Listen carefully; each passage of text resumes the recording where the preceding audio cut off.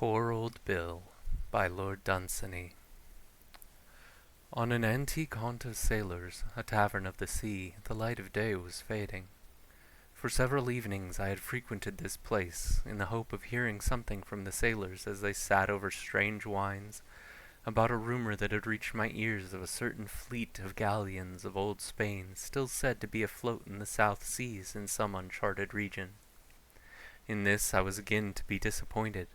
Talk was low and seldom, and I was about to leave, when a sailor, wearing ear-rings of pure gold, lifted up his head from his wine, and looking straight before him at the wall, told his tale loudly.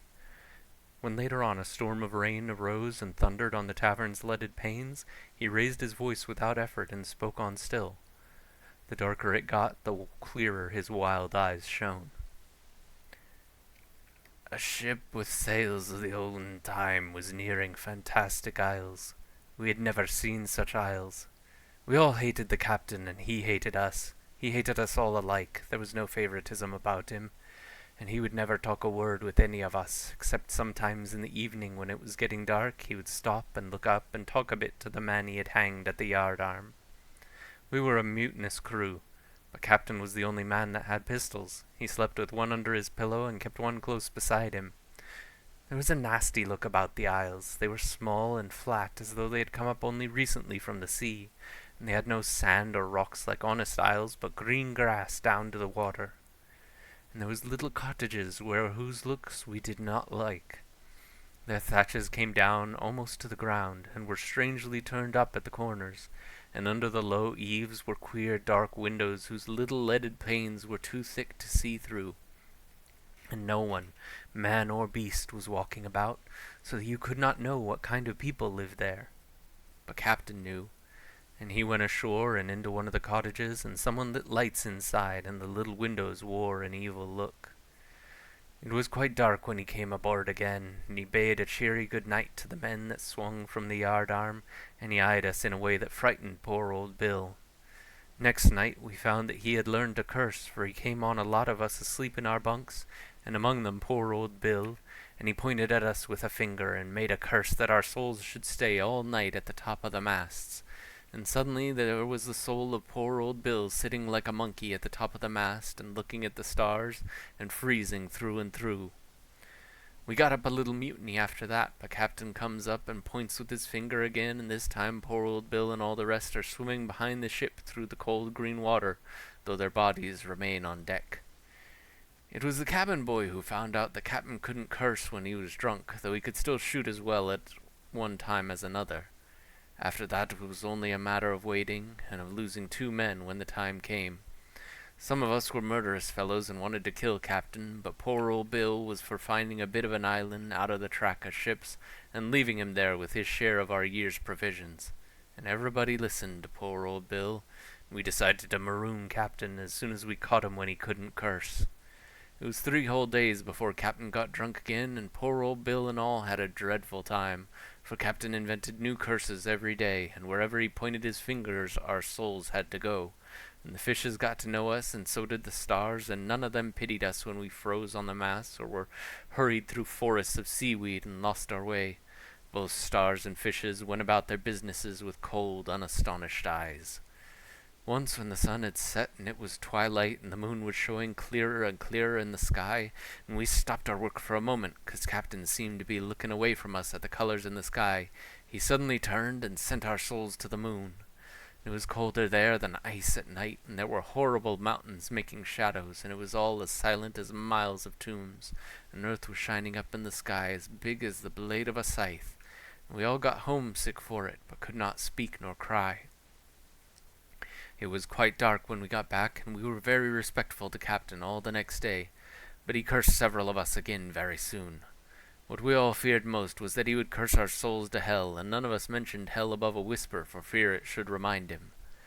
But on the 3rd evening the cabin boy came and told us the captain was drunk, and we all went to his cabin. We found him lying there across his bunk, and he shot as he had never shot before, but he had no more than the 2 pistols, and he would only have killed 2 men if he hadn't caught Joe over the head with the end of one of his pistols. and then we tied him up, and poor old Bill put the rum between the captain's teeth and kept him drunk for 2 days, so that he could not curse, till we found a convenient rock. And before sunset of the second day we found a nice bare island for captain, out of the track of ships about 100 yards long and about 80 wide. We rowed him along to it in a little boat, and gave him provisions for a year, the same as we had ourselves, because poor old Bill wanted to be fair. We left him sitting comfortable with his back to a rock, singing a sailor's song. When we could no longer hear Captain singing, we all grew very cheerful, and made a banquet out of our year's provisions, as we all hoped to be home again in under 3 weeks. We had 3 great banquets every day for a week. Every man had more than he could eat, and what was left over we threw on the floor like gentlemen. And then one day, as we saw San Hugodos and wanted to sail in to spend our money, the wind changed round from behind us and beat us out to sea. There was no tacking against it, and no getting into the harbor, though other ships sailed by us and anchored there. Sometimes a dead calm would fall on us, while fishing boats all around us flew before half a gale, and sometimes the wind would beat us out to sea when nothing else was moving. All day we tried, and at night we laid to and tried again the next day. And all the sailors of the other ships were spending their money in San Hugodos, and we could not come nigh it. Then we spoke horrible things against the wind and against San Hugodos, and sailed away. It was just the same at Norena. We kept close together now, and talked in low voices. Suddenly poor old Bill grew frightened.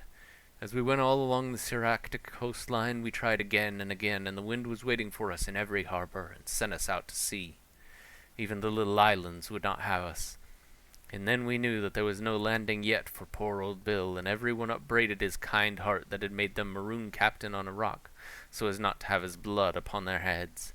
There was nothing to do but drift about the seas. There were no banquets now, because we feared that captain might live his year and keep us out to sea. At first we used to hail all passing ships, and used to try to board them in the boats, but there was no towing against captain's curse, and we had to give that up. So we played cards for a year in captain's cabin, night and day, storm and fine, and everyone promised to pay poor old Bill when we got ashore. It was horrible to us to think what a frugal man captain really was. He that used to get drunk every other day whenever he was at sea, and here he was, still alive and sober too, for his curse still kept us out of every port, and our provisions were gone. Well, it came to drawing lots, and Jim was the unlucky one. Jim only kept us about 3 days, and then we drew lots again. And this time it was another. He didn't keep us any longer. We drew again, and this time it was Charlie. And still Captain was alive. As we got fewer, one of us kept us longer. Longer and longer a mate used to last us, and we all wondered however Captain did it. It was 5 weeks over the year when we drew Mike, and he kept us for a week. And Captain was still alive. We wondered he didn't get tired of the same old curse, but we supposed things look different when one is all alone on an island. When there was only Jakes and poor old Bill and the cabin boy and Dick, we didn't draw any longer. We said that the cabin boy had had all the luck and he mustn't expect any more. And then poor old Bill was alone with Jakes and Dick, and Captain was still alive. When there was no more boy, and the captain was still alive, Dick, who was a huge, strong man like poor old Bill, said it was Jake's turn, and he was very lucky to have lived as long as he had. But poor old Bill talked it all over with Jakes, and they thought it better that Dick should take his turn. And then there was Jakes and poor old Bill, and Captain would not die. These two used to watch one another day and night, and when Dick was gone and no one else was left to them, at last poor old Bill fell down in a faint and lay there for an hour. Then Jakes came up to him slowly with his knife and makes a stab at poor old Bill as he lies there on the deck, and poor old Bill caught hold of him by the wrist and put his knife into him twice to make quite sure, although it spoiled the best part of the meat. Then poor old Bill was all alone at sea. And the very next week, before the food gave out, Captain must have died on his bit of an island, for poor old Bill heard the captain's soul going cursing over the sea, and the day after that the ship was cast on a rocky coast. And Captain's been dead now for over 100 years, and poor old Bill is safe ashore again. But it looks as if Captain hadn't done with him yet, for poor old Bill doesn't ever get any older, and somehow or other he doesn't seem to die. Poor old Bill. When this was over, the man's fascination suddenly snapped, and we all jumped up and left him. It was not only his revolting story, but it was the fearful look in his eyes of the man who told it, and the terrible ease with which his voice surpassed the roar of the rain that decided me never again to enter the haunt of sailors, the Tavern of the Sea.